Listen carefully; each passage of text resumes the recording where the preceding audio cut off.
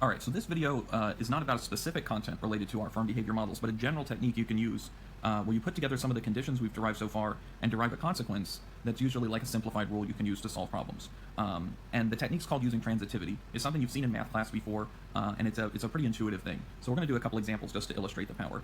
In the first example, which applies to perfect competition in general, so both short run and long run, we're going to use two conditions that we know are true. The first is our profit max. So profit max condition, as you remember, is, I'll give you a second to think about it, MR, which in general is a function of Q, equals MC as a function of Q, and we use this condition to choose our optimal quantity. The second condition, well, it's not really a condition, it's just a fact of life for these perfectly competitive firms, is that their marginal revenue actually doesn't depend on Q, it's just a fixed amount of whatever the given price is.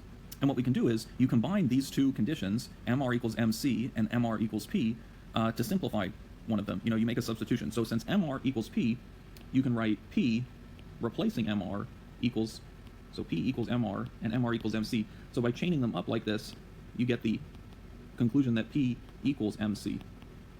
And this is a simplified rule that makes choosing the optimal Q just a little bit easier in our perfect competition example, so it's something you'll want to take advantage of. A second example applies just to perfect competition in the long run.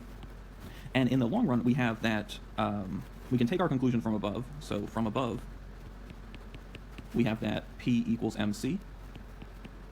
That's an indirect consequence of profit maximizing and being a price taker.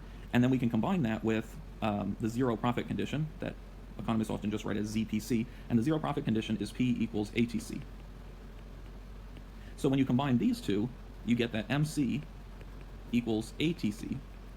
And specifically, if MC equals ATC, earlier in the course we called that the efficient scale condition. ATC is going to be at a minimum when MC equals ATC, because for quantities below that, the MC is below ATC, it's pulling the ATC downward, then they intersect, that's this point, and then MC is above ATC, so it starts pulling it upward. So it decreases down to a minimum and then increases upward. So as a consequence, we know that whenever we're in perfect competition in the long run, we're going to be at efficient scale. But this is only something we could see indirectly using transitivity. So this is a powerful technique that you're going to have to apply repeatedly to kind of understand firms taking the givens, like profit maximization, being a price taker, the zero profit condition, and applying them together to derive implications, like for instance, that we're at efficient scale. Hopefully that was fairly straightforward. This is one of our more mathematical lectures though, so don't be discouraged if you find it a little complicated and have a few questions. Just go ahead and ask your TA. Also be sure to check out the other videos in this playlist that continue our study of firm behavior.